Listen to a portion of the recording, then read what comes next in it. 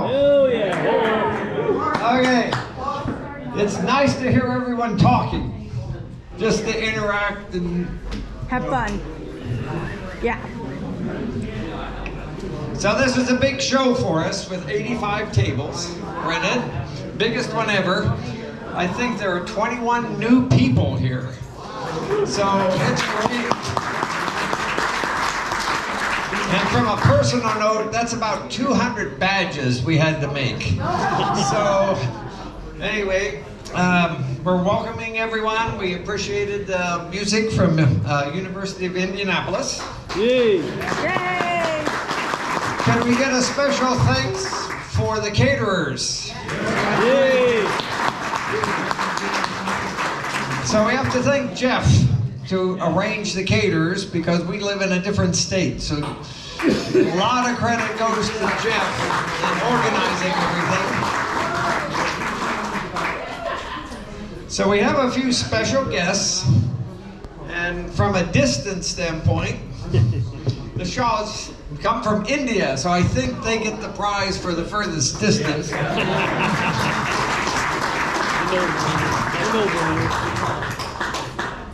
So Hiram Shah and Namita Shah are both doctors. One's a OBGYN and one's a pediatrician. So they have a lock museum in India. So anyway, I'm going to have him say a few words. So care to speak? Yeah.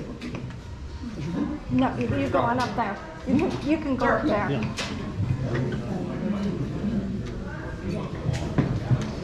So we're very happy to have you here.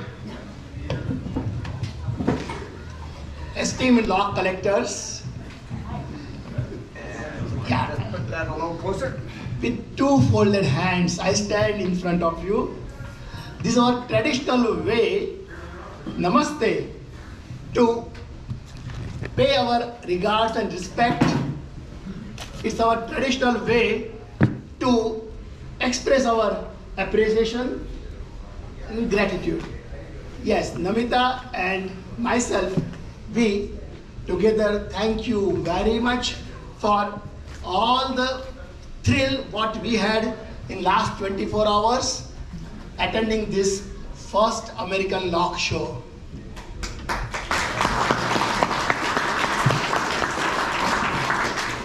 That way, I'm collecting locks for almost last 3 decades, and I had opportunity to attend European Lock Collectors Meet, also had chance to speak in front of Chinese Lock Congress, even at South Korea's meeting, Japan, had visited many lock collectors across Europe. But then, this was my dream, and thank you very much, that I could fulfill my dream of attending American Lock Show. So, yes, as Mark still, I'm collecting locks for last almost 3 decades, and of late I have made my lock museum with almost 2,000 locks, mainly collected from India. Sorry. Of them, 500 are trick locks or puzzle locks. That's my main interest. Many of them you asked about the locks from India, and I was just telling that India is really a treasure trove of variety of locks, because it's a very old civilization, very vast country, many different groups and tribes and religions having different traditions. And then last 10 centuries, there had been trading from China to Persia on the Silk Route. So we have been influenced by these civilizations and countries and their lock makings. And then last 400 years, we had colonies of French, Portuguese, Dutch, and almost for 200 years, British was ruling in India. So we have a lot of influence of European locks, Chinese locks, Persian and Turkish locks. Of course, we don't have many padlocks, pancakes, or what you call American typical railroad locks at our place or in our country. So I have chance to take many of these American locks to my museum now. And then, as I said, yeah, I was very lucky. I mean, to have many interesting locks during this lock show. And then taking all these locks, I always say, it's a typical mnemonic. Every lock says L-O-C-K. Namit and I got a lot of love, L, and opportunity to attend this lock show of this kind, of this magnitude with, as he said, 85 tables, so many passionate collectors, so many, I mean, different varieties of locks which we had seen in the past, in the pictures only. I could just touch them, play with them, solve them, a few of them. And in addition, L-O-C, C stands for connect. I could connect with you all. I made new friends today, and then with you, I think it will be a long time connection. I believe that I'll take opportunity to again and again visit this kind of gatherings. And L-O-C-K, K stands for knowledge, and this knowledge, it will enrich my knowledge about the locks which I have not seen, which I have learned from you people today. So it was a wonderful experience. We thoroughly enjoyed this particular last 2 days or 24 hours, and then we'll take all these beautiful memories to our country. And again, I thank you all very much for this wonderful experience. I congratulate for this such a beautifully arranged program. So many of tables, but then it was going so smooth, and everybody I could get chance to speak or look at the things or interact and learn. So thank you very much once again. Thank you.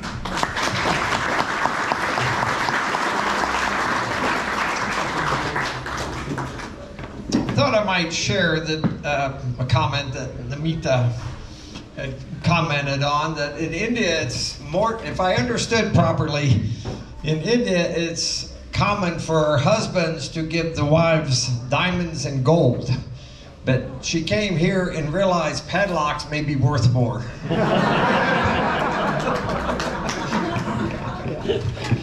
That was a very interesting aside. So Ed Fraser has requested some time, and as we know, Ed is a student of magic, so he would like to have a short presentation on some magic. So come on up, Ed. Ed's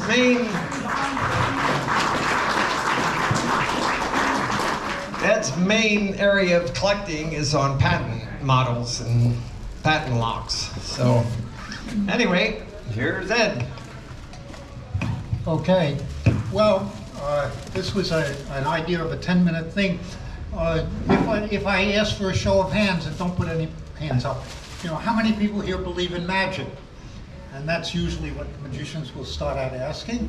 And, I'll put it closer to your head. Okay, is that better? Yes. Okay. Yes. Okay, sorry about that. So usually magicians will start out and saying, you have a nice crowd here, but I'm going to say don't put up any hands. How many people here believe in magic? And my answer is, I don't believe in magic. So I'm kind of out of the loop on that. But 25 years ago, you look for something to do in a place like Sarasota, Florida, where they roll in the sidewalks at 6 o'clock, and unlike New York City. And you know, I noticed there was a magic club meeting, and I called up and said, what is it? Who is it open to? He said, anybody, but it's $10 admission fee. So what do you have? We have a performer. I went there, and they had a little pre-show where people did tricks, and one guy did a rope trick and asked the group there, can anybody do this a little differently? And another person got up and he did the same trick better. And then the third guy got up and he did it yet better. After 5 guys got up and did it, and the first one was excellent, you know, then they had the show performer, and he performed and did magic tricks for the group, but he did one facing the group, and then he turned around and faced the wall, and he did the same trick again, so you could see what he did. And then he said, any questions? And somebody asked a question, he said, okay, you come up now, you do it. And it turned out that this group, which was a chapter of IBM, International Brotherhood of Magicians, not the computer people, the club's rule was, you can't do any trick here that you don't show everybody else how to do. And their idea was, you didn't come here to see magic, you come here to learn magic. And anyway, at the end of the evening, they said, we'll give you $10 credit if you want to join. And I look at the thing, it says you need 2 sponsors. I assumed you needed to invent some kind of new trick. They said, oh no, we just take your check for $25, but you got to join the national, and because that's a requirement. And I wound up writing out a check and doing that. And it was always entertaining. Not that I became a magician in any way, but when I traveled, I noticed that there would be chapters of IBM or their competitors, SAMI, the Society of American Magicians, which their claim to fame is, I guess, Houdini belonged to them. But I think IBM is bigger, but it didn't matter. They all share. So when we were in Hawaii, I noticed they had a meeting, and I went to the meeting, and it was like I was a member, you know, and I'm not a magician. But it's interesting over the years, we see it on TV, and then my wife turns to me and said, how did they do that? I don't know.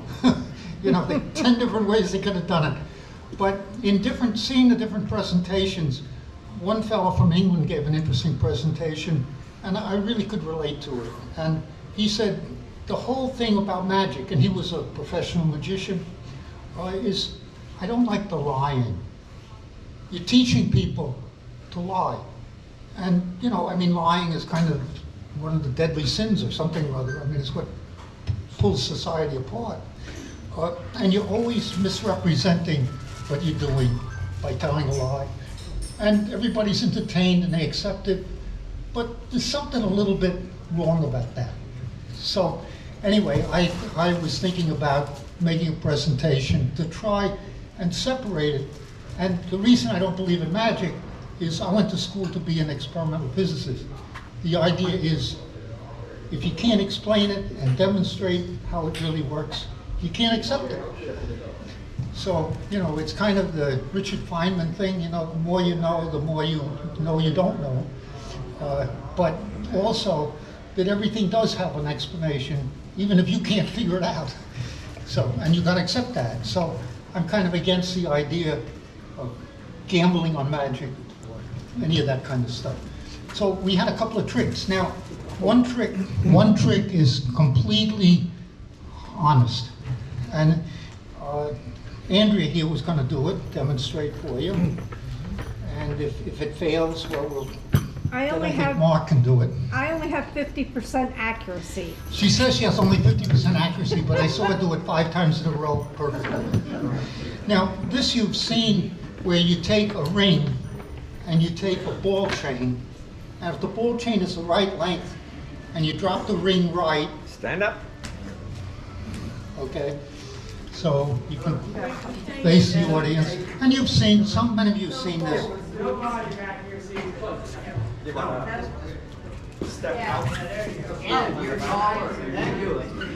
Yeah, I was gonna say I'm too short here.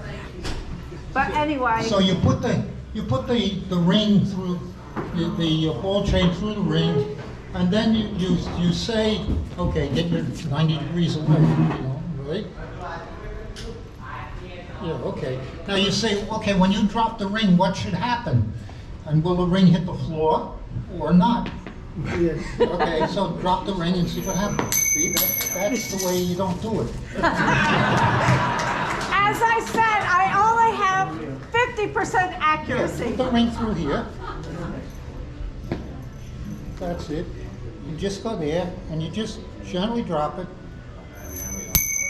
And that'll hit the floor too. I have a great idea. I'll hold the mic and you can do it. Here, why don't you, I'll hold that. So, you've seen that. You hold this against it. You try not have it swinging all over the place, you know, and you just let it go. And it catches the ring. Well, so what's going on, you know, it's Newton's laws. It's not magic in any sense, because when you drop it, you put your thumb, your other finger right underneath it, so it starts to fall this way. And under Newton's laws, it'll keep going that way until it hits the floor if you started twirling.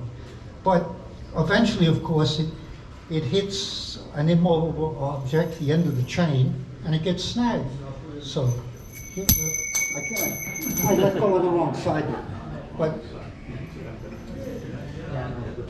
so, you let go with the thumb first, and it just snags, you know. And you can do it 100 times, and you're all welcome to try it. And I like it better with the bigger ring, because it looks, you see it a little better, but it's based on really how wide is your hand. So, you know, you hold it up, you try not to have it swing around too much, and, you know, it catches it. And this is recommended to be 36 inches worth of ball chain from Ace Hardware. You go through the drawers of Ace Hardware rings, and you try it in the store, and they think you're crazy. And then sometimes at a garage sale or something, you see rings a little larger, and you try it. But it's science, and you can present it any magic way you want and call it a magic trick. But there's no dishonesty in it. It's an education. Now, when you get to the part where it's half science and half lie, that begins to be a problem. So if you take a piece of string like this and you say, okay, there's a way to tumble it up and get a knot in it, of course you can't, because you're holding both ends, and there's no way you could really do it unless it's some kind of trick knot. But Mark is pretty good here, and he'll show you how you can do it, as long as you accept the idea that now we're not telling the truth anymore. Sorry to lie to you. But anyway, if you just keep the ends in hand, you can indeed tie a knot. So, but he's not telling you the truth. Yeah, that's true. Should I tell him the truth? Yes, show him the truth. Okay. Well, some of you might have caught it, but as you go around to do this, when you pull this through, you release it and pull it through, which forms the knot. So it's this first time I've done this in a few years, so I'm green at it. But he does it very nicely. So yeah, you can just, do that, and suddenly there's a knot. This is a highly choreographed piece of entertainment for us. So all the failures were nice and planned. So, well, why don't you hold this? Okay. So if you do it honestly, you can do it. Look, I don't want you to trip. You can do it this way. Make a Y, put it through. I'm holding the ends. Everything's perfectly okay. There's nothing dishonest here. But if I ask you to pull this, am I going to have a knot in here? What do you think? Shouldn't have. No. Well, let's try that one more time. This is perfectly honest, no dishonesty. Here, pull. Let me get my hand out of there. Now you can take the knots out. And that's just the way it works. It's not magic or no dishonesty, no deception. It's just because I'm not holding it continuously, different things happen depending which way you pull it out. So then you get to card tricks. And card tricks are, where do we have a... Here's your bag. Where do we have a table, something over here? We have my little table back there, Mark. Oh, okay, yeah, that's good. That's good. So we...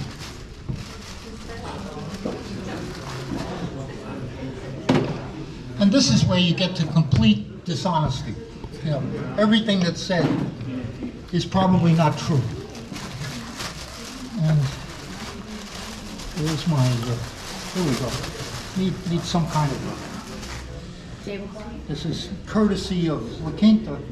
Fast one. Put that down. Get out some cards here.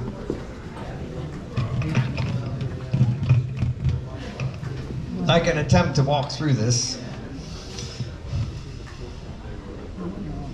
So that's demo on dishonesty. Now the magicians here, oh, this is a super elementary trick, but it's completely dishonest. So anyway, we start out with 4 cards. We take one card and we'll set it on the table without looking at it, and we'll cover it over. Now we got 3 cards left, and we can show them around. And the argument is, you may think this is what they are, but you're going to forget them. Okay? So it's a Jack of Diamonds, Queen of Diamonds, and King of Diamonds. Okay, we've got 3 cards here. Yeah. So now the thing is, if I turn them over and they say, okay, you know, here, what's the, you know the card on each end? Do you know the card in the center? Mm-hmm. Probably. Do you know, well, let's take the one in and, I'll hold the mic. okay, why don't you take the You do card the in the magic. center without looking at it and bring it over here. We'll let you get up first. Bring it over here and touch the napkin with it without looking at it. Oh, in the center. Without looking at it, just touch the napkin to it. Okay, put your hand on top of it a second. Okay, take your hand away. Okay, now we know what's left, right? Yes. So are we pretty sure we know what that card is? You may want to tell them what's left, because they can't see when you showed it to everybody. What do you have left? It's the king and the jack because the queen was in the middle. Okay? So we're pretty sure what's there. Correct. So people would say, well, would you bet money on that? You know, If you already hadn't told me you were dishonest, I might. it's absolutely dishonest. Yeah. You know, you never bet money on it. So you look at that and you say, okay, now maybe if you want to have other people sit around here to watch that we didn't do anything, that I didn't touch it, okay? Or, you know, maybe you want to look at that card and hold it up. Hold it up. Come on this side and don't look at it, and just hold it up and show everybody else what it is. Show everybody else what it is. So now you look at it. Oh, and Well, lift that up. queen of diamonds. And it's all a lie. I didn't Here lie. you go. So the moral is, don't lie or don't bet on card tricks from Ed. Thank you, Ed. Good job, Ed. Okay.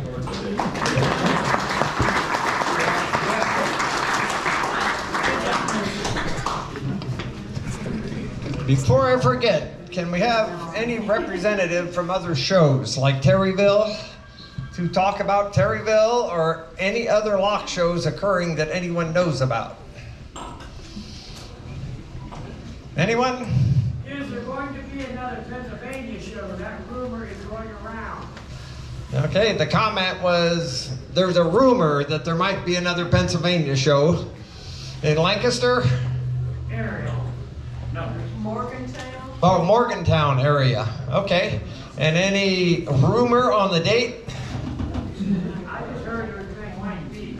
Wow, no. So, I didn't. Not at this time. Okay, not at this time. Okay, how about Terryville? I'll talk about Terryville. Okay. So the Terryville show is typically, I think, in this middle of October.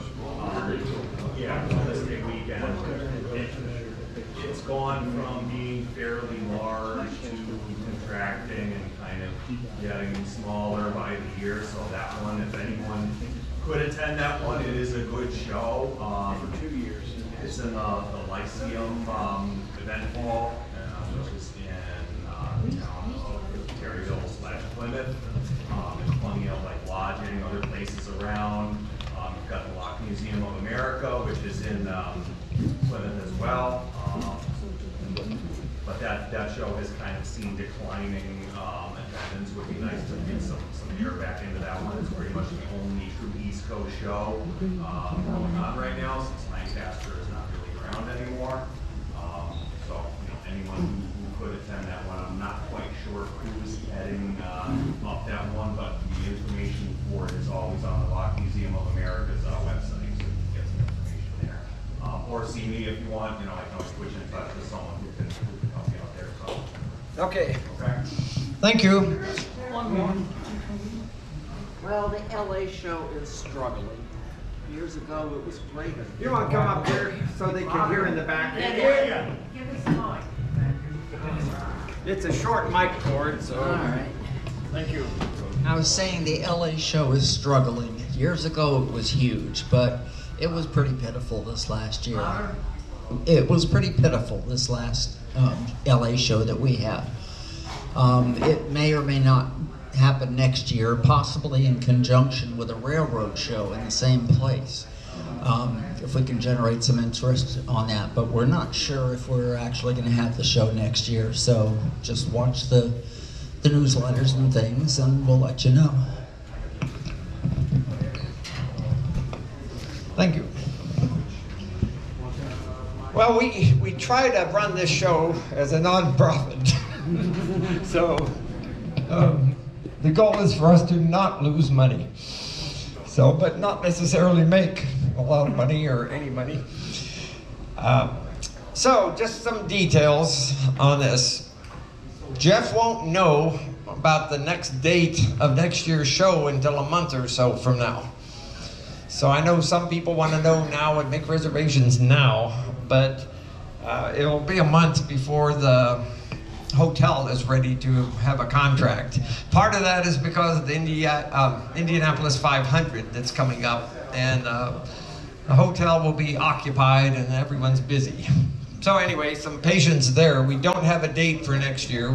There's a hope, but it won't be confirmed until there's a contract. Once there's a contract, the hotel doesn't want reservations before January 2nd, because that's when they change their calendar. So you can't make reservations now for a year from now because it messes up their system. So just a note for that. So once we have a date, after January 2nd, you can book the hotel.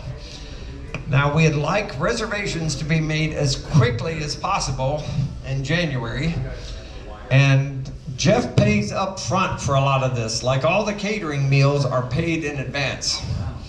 And we're limited to about 80 people. So it's first come, first serve. But we have to put up a bunch of money just to reserve it. So that's why it's important to not only make a reservation, but also pay. And if you're bringing guests to the dinner, have those also, and pay those up front. And we don't know the price of either the tables or dinners because we haven't seen the contract yet. But we're very happy with this hotel and all they do. Yes. Let's see. When you pay for dinners, it's very helpful to give the names of your guests so that we can do badges. Because sometimes we don't get the names of guests until... The show too. Pardon? The show too, not just dinner. No, right. The show as well as dinners. But it's difficult to make badges at the very last minute. But it's nice to have a list of names that we can do. Because, again, this year we had about 200 badges that we made. Some successfully, some not. So I apologize to those with misspelled words. And the other thing is the city they're from, because we don't have that in some cases. Because it's nice to know where people are from. You know, like India, for instance. So, let's see. So we want to make sure that you send the names and spelling of all the guests that are coming with you, including your name with the table reservations. We will try to accommodate, and I say we, it's actually Jeff, will try to accommodate your table requests. So the default's probably you'll get the same table as now, unless you request something different. but it's first come, first serve, and the main room fills first. And then as reservations come in, the people later on get the side rooms, or some of us get the lobby. So anyway, anything else, Jeff, on that? I think Jeff has done an outstanding job with arranging tables and.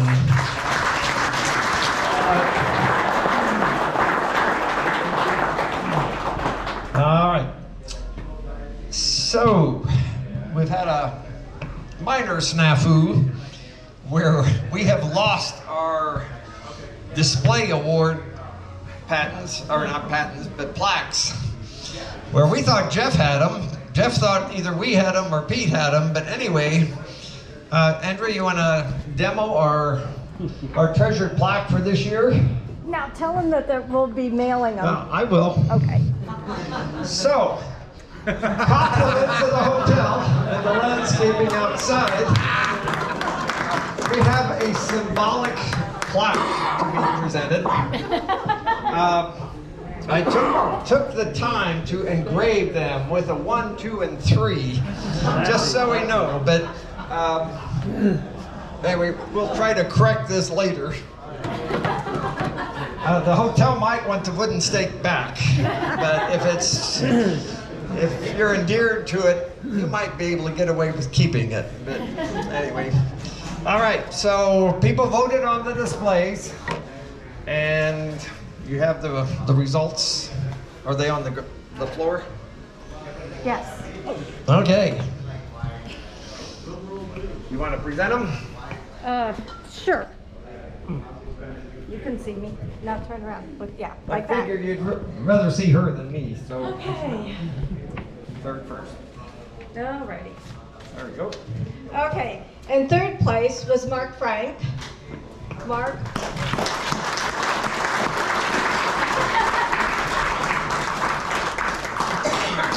There you go. He went home. Wow. He's missing out, folks. Do they get to keep the plaques, or do they have to bring them back for the next year? I'm gonna turn it in. Check with us next year.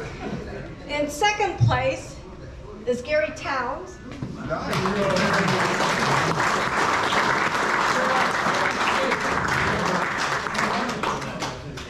So you'll be getting a plaque in the mail. Maybe I can make something out of this. Good. Thank you. Right.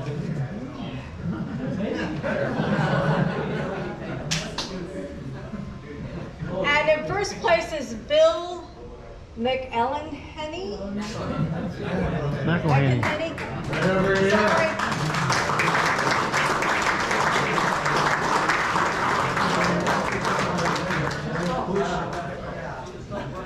You look dangerous with that, huh? Gonna kill a vampire. Right, I was just wondering about, killing a vampire with a stake. But is that oak? Thank you. It doesn't matter. We're pretending. Pick of the word. Pardon? This is the pick of the word? It is. But don't forget, we will be getting you the plaques in the mail. All right, and that's all I have. If we find them, and if we don't, we'll make them. Right. Yep. We on? Whoop. Yes. Okay, we have a guest speaker this year, as always, I guess. Thank you. And Ed Woods. Oh,